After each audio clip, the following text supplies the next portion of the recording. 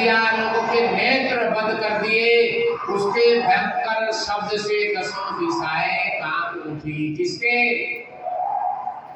तृणाव्रत तूफान के रूप में आया।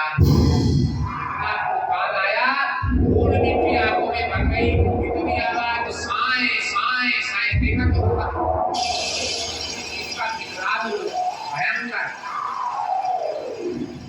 जसोदा जी ने अपने पुत्र को देखा जहां बैठाया था। जब थोड़ा कम हुआ तो देखा जहां मैंने अपने पुत्र को बैठाया था वहां मेरा पुत्र नहीं है। जसोदा जी बड़ी व्याकुल हो गई। बछड़े को न पाकर जो दशा गाय की हो जाती है वही उनकी हो गई। ऐसा वर्णन श्री सुखदेव गोस्वामी कर रहे हैं।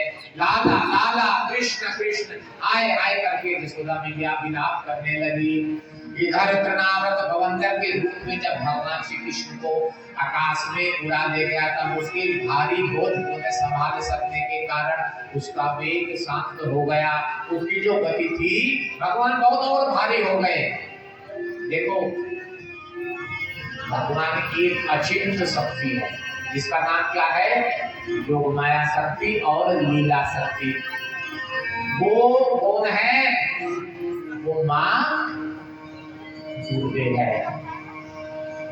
और कभी कभी वो शक्ति ऐसा करती भगवान को भी पता नहीं होता कि अभी क्या होने वाला है।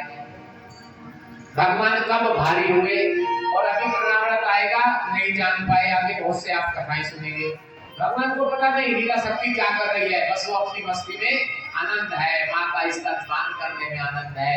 वो भी उसको गुदगुदी कर रही है, उसके पाँव मालिश कर रही है, उसके सर में तेल लगा रही है, उसको नहला रही है, मुंडन लगा रही है, सुंदर चंदन का लेपन कर रही है और भगवान के सुमधुर नामों को सुना रही है। इसी में भगवान आनंद ले रहे हैं और अपना कार्य लीला शक्ति कर रही है।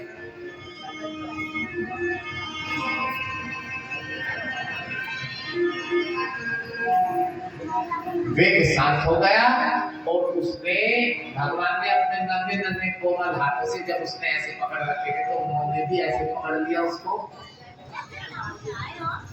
उसने तो एकदम आलिंगन ऐसे कर रहा था कि छोड़ूंगा नहीं, आकाश में लेकर आऊंगा। भगवान ने कहा उन्होंने कोई बात नहीं। भगवान ने भी ऐसे पकड़ लिया और उसके बाद जोर से दबा दिया। क्यों? क्योंकि इसकी चित्कार से सारे ब्रजवासी और मेरी मैया जसोदा भयभीत ना हो जाए।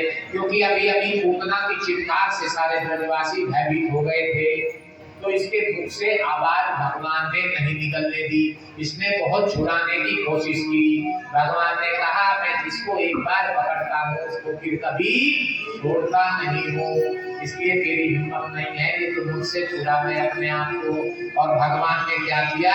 श्री बालकृष्ण ने उसका गला इतने जोर से दबाया कि उसकी आंखें बाहर निकल आई। उसकी चित्कार को श्री नंदलाल ने इसलिए बंद कर दिया ताकि पूतना की तरह इसकी भयानक चित्कार से ब्रजवासी भयभीत न हो जाए।